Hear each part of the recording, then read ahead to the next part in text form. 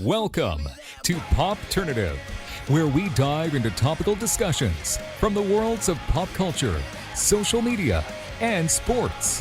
Here is your host, Peter Remoliotis, aka PD Beats. PD Beats here from Popternative, speaking to Tristan Pravong about the Black Phone. Welcome to the show. Thanks so much for being here. Thanks for having me. This is exciting. The movie dropped and there was so much intrigue about so many characters, specifically your character, Bruce Yamada. I mean, we don't waste any time, right? Yeah. We're just kind of thrown in and we meet Bruce right away. Yeah. Did you know when you were reading the scripts for it and you were auditioning that like the Bruce scenes was going to be like in the beginning of the movie? It's very funny because during the audition process, I thought it was like a comedy. So I read it as a comedy. So I had no idea what like the plot was until I actually got the role. And once I got the role, they're like, hey, you're like in the very beginning, you have opening scene. Of like a terrifying horror movie. Yeah. Yeah. So it's not a comedy. It's you got opening scene on a horror. So yeah. And yeah, you thought it was a comedy because it's just like on the bicycle waving at everyone. Yeah, that and the audition, it was my phone call scene with Finney. Yes. And it was so vague. It was like, don't hang up. And I was just like directing him, and you don't really know the context. It's like, I thought it was like a comedy because I didn't know what to expect. And then the person who was filming was like, you know what? Let's just try and make it eerie and creepy, and we'll just go with that. And I was like, sure. Absolutely. Yeah. No, absolutely. I mean, the film is fantastic. I mean, what's it like being part of a horror film at a time where horror is so massive right now? Like, it's pretty cool, right? It's surreal, and it's just what a time to be alive and to be a part of this, and the fact that I get to be in this conversation, I get to be a part of the conversation of horror and seeing how big it is right now. It's an honor. It's really crazy. Was it crazy to see, like, when did it start to like finally hit you that it was out? Was it the first couple of days that people got to see it in theaters where like the messages and like the fans started posting like fan art and stuff? Was it like, did it take a while to sink in that you were part of something special? I still have thoughts, and every now I'll be like, no way. Like, I'm actually get to be a part of something that's so much bigger than myself, and I get to be involved with all these talented people, people I get to click with so well, to the point where you can just tell that on screen we all click together. Yes. And yeah. No, it's so crazy. Can you tell me a little bit about the baseball scene? What was that like? Was it like filming it? Can you just tell me a little bit about that? It was awesome. Definitely one of my favorites, and I will remember that forever because seeing everybody all gathered up, and you have a lot of people sitting on the benches, and you have all these people creating this environment that feels so real, because I've been playing baseball for 8 years. So I know what it's like. And when you have everybody come together as a team and collectively create an environment so realistic, it helped me perform as Bruce, and helped me connect with Mason as well. Oh, absolutely. And you have a line that is like around in the beginning of the movie, and it might or might not be in the middle of the movie, and it might not or might not be at the end of the movie. I mean, are you prepared to maybe one day, like, people are going to ask you to say that line, people are going to probably ask you to write that line? That's the line. Oh man, people already do. They're always like, people will comment on my social media, and they'll be like, is Finn's arm really mint? Is his arm mint? And I'll go on live, and people will be like, yo, say your line. I'll be like, your arm is mint. You almost had it. So Were you surprised? My first question was, so I have to ask you, is Finn's arm actually mint? his arm's mint. He has a good arm. Yeah, me and Finney got to play some toss. He has a good arm. It's not mint enough though, right? Nah, not enough. I hit a nuke. I just love how it sets like that is like one of the that's like the most important scene of the movie. One of them, because it just sets up everything. You know what I mean? Yeah, it sets it off with a home run, and then leads to a fun scene. You know, it's like a fun bike riding scene. Like, are you sure this is a horror movie? This is pretty happy to And start then it's off. like, no, we're watching a horror movie. Fades in. Are you prepared and excited for the fact that it was released in the summer? A lot of people went to go see it in the theaters. It's going to be a release soon on demand and digital. People are going to be able to watch it at home. And it's one of those movies because we're going to snap our fingers and it's going to be the fall, Tristan, and it's going to be like Halloween and everything. It's going to be spooky season. It's cool that it doesn't really have a shelf life where people watch it in the summer and people are also going to watch it, rewatch it, and watch it around Halloween and like spooky season. Do you think about that a little bit? Are you prepared for that?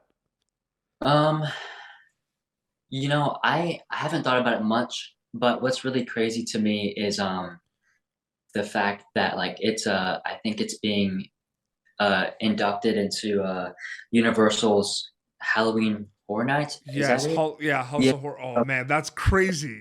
Yeah, the fact that I get to be in a movie that's gonna be a part of this year's Halloween Horror Nights and all that is really crazy. So they're bringing that back up again during the Halloween season, and yeah, But it's just awesome. one of those things because me, like, I'm a big horror movie fan, Right. and around like Halloween, like, well, October 1st comes along, I watch one every night at least.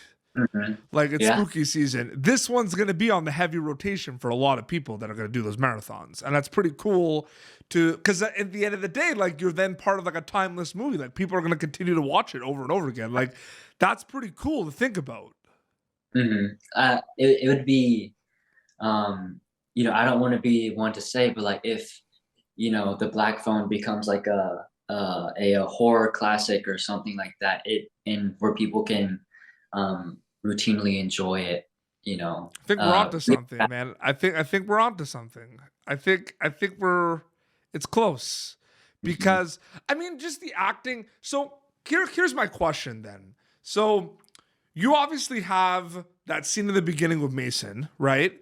But then Mason has a bunch of scenes in the basement and everything, and it's just your voice and everything.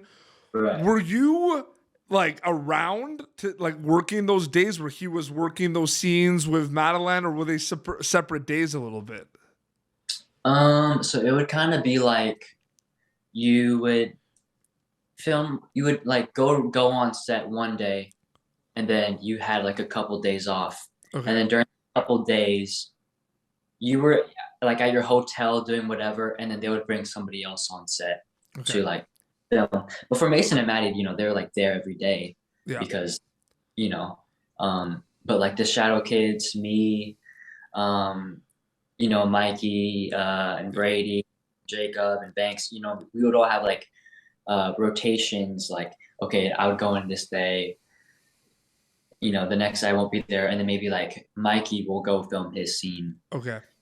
And that's how it was. It wasn't like you come to set every day and you kind of just sit around. So they're So very we already established like you did an amazing job as Bruce in this, like so good. But I just wanted to I just wanted to did you get it? Did you watch the film? Like, did you watch The Black Phone? Yeah, I did. Okay, Mason is like, what was it like working with him? Because he knocked it out of the park. Like he did actually, like, you knocked it out of the park technically, baseball, but he metaphorically, I guess, knocked it out of the park with that performance. Like, it was amazing. Yeah, he was very down to earth, very chill, and he was very easy to talk to. Me and him were from the same area, so we, meeting with Mason and talking with him, it was just so natural, Mhm. right? To the point where we still hang out to this day, Yeah. without filming. And yeah, he's an awesome dude. Okay, so this is a question I'm going to ask you now. And if you say not much, you're lying because I don't even know. Pranks on set. There had to be something you could share with me or something funny that happened. Yeah, you're going to be like, no, there wasn't any. Like, there had to be some pranks on set or something funny that happened. Is there any like scene stories, filming stories you could share with me? Oh, okay, I have Okay. one. Okay, good. It was We were filming the rain scene, Okay. right? Me and the Shadow Kids, and we didn't know if we were going to get rained on or not because we would be standing in a line, and they would like pour the rain, but just close enough to where it wasn't hitting us, Okay. right? And keep in mind, it was like 40 degrees. We were already freezing, Mhm. and like, oh, I really hope that they don't pour rain on us. And then they don't for the first, first time. And we're like, oh, okay, thank God we're not getting rained on. And then as soon as we say that, they start moving the rain crane over closer to it. We're like, oh my gosh. And then, so we get rained on. We're like shivering, we're freezing. But thank God we had like 3 heaters on us and we had like jackets. Was it And long? Like, was it long day? Like, was it long hours in the makeup chair for the shadow scenes? um, like 2. I Okay.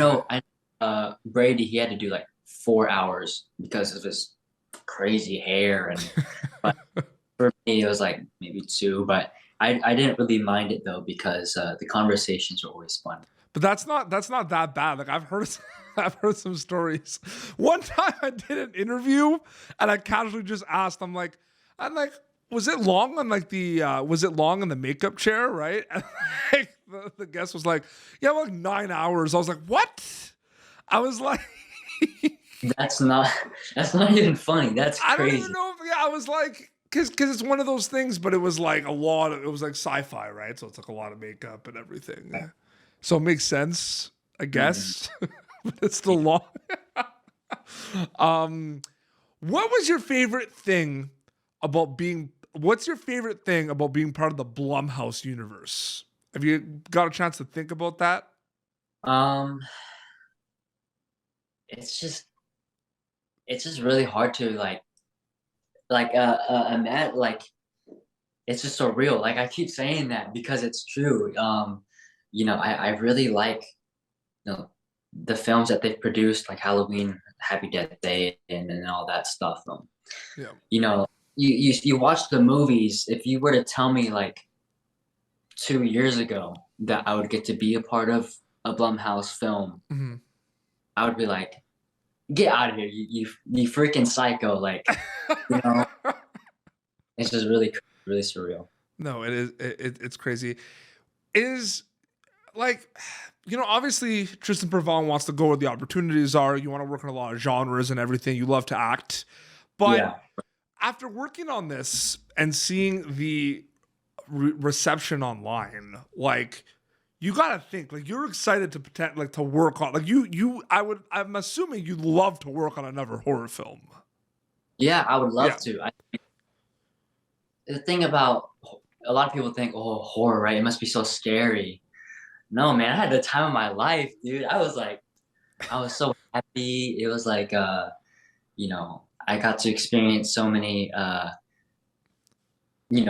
connections with people that turn into like lifelong friendships, and Hmm. you get, see what's happening with the camera behind the scenes, you know, and all like the movie magic, horror makeup, blood, and Yeah. yeah. 2 hours in the makeup chair, not 9. It's good times. You want to hear something crazy?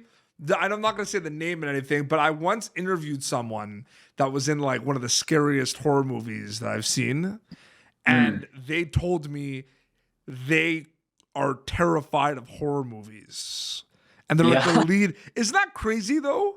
yeah, Like they're in the movie and it's like terrifying, but they can't watch it or think about it because they get scared personally. It's pretty right. crazy to think about, right? Yeah, it's filming and watching it is very different Mhm. because movies are made in the editing room, Yeah. and with the music and the suspense and all that added in, it's a game changer. So, but for me, I got pretty used to watching horror movies. I used to be really terrified of them, but I after a while, I kind of got used to them. You got to meet Ethan Hawke though, right? Yeah, once. Yeah. Once. What was that like? He was very just chill. He was very nice. We had a little bit of small talk. I didn't get to have like a full conversation with him, but he was very, very nice. Yeah, Very because chill. we just see the van. We don't really see you with the grabber. We just see the van kind of come by and then the opening titles. Yeah.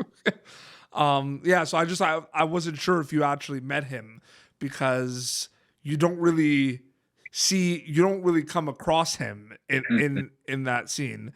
But Tristan, thank you so much for coming on Popternative. It was so great chatting with you.